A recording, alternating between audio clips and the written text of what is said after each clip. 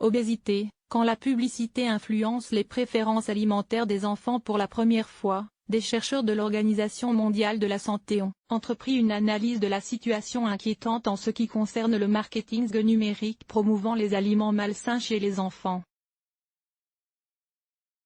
Ces derniers sont en effet des cibles privilégiées en raison de leur omniprésence sur les écrans.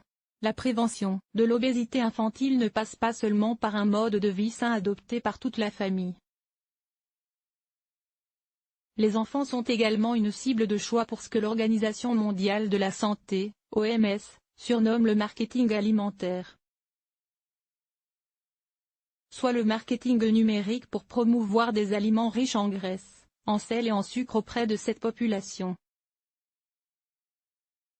Pour la première fois, des experts de l'organisation ont entrepris une analyse de cette situation en Europe, dont les conclusions publiées dans un récent rapport plaident en faveur de mesures immédiates par les responsables politiques afin de reconnaître ce problème croissant.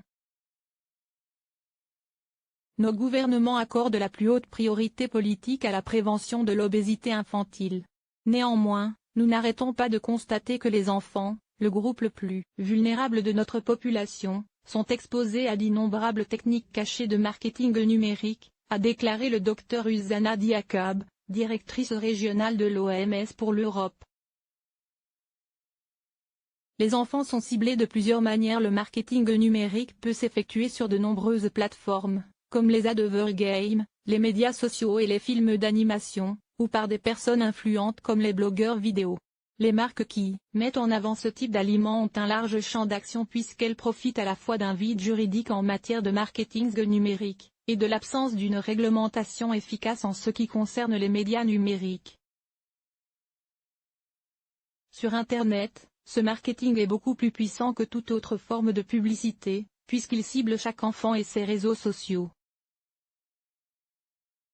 Comme les parents ne voient pas les mêmes publicités ou ne prêtent pas attention aux activités en ligne de leurs enfants, ils sous-estiment majoritairement l'ampleur du problème, précise l'OMS. En effet, les plateformes numériques sont capables de recueillir de nombreuses données personnelles chez les internautes, dans le but de diffuser des publicités comportementales. À titre d'exemple, les données de géolocalisation des téléphones permettent de diffuser des publicités en temps réel lorsque les utilisateurs se trouvent à proximité d'un lieu de vente de produits spécifiques, en les encourageant à les acheter sur place. De leur côté, certaines chaînes de restauration collaborent avec les sociétés de jeux vidéo afin que leurs établissements deviennent d'importants sites de jeux. Mieux contrôler les médias et leurs messages commerciaux. Or, il a été démontré que le marketing des aliments influence les choix alimentaires des enfants, ainsi que le développement de leurs habitudes alimentaires.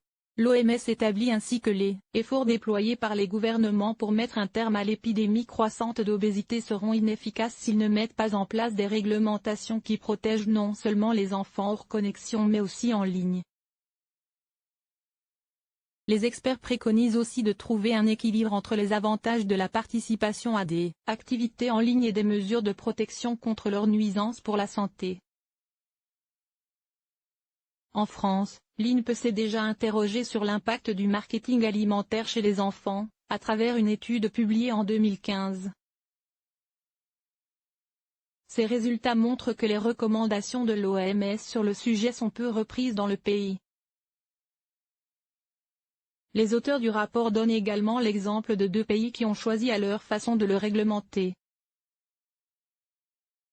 Le Royaume-Uni a ainsi choisi de limiter spécifiquement le marketing pour les produits alimentaires peu sains au profit de produits alimentaires sains, alors que le Québec a décidé d'interdire toute forme de publicité commerciale pour enfants dans le but de les protéger de ces effets délétères. L'Institut national de prévention et d'éducation pour la santé,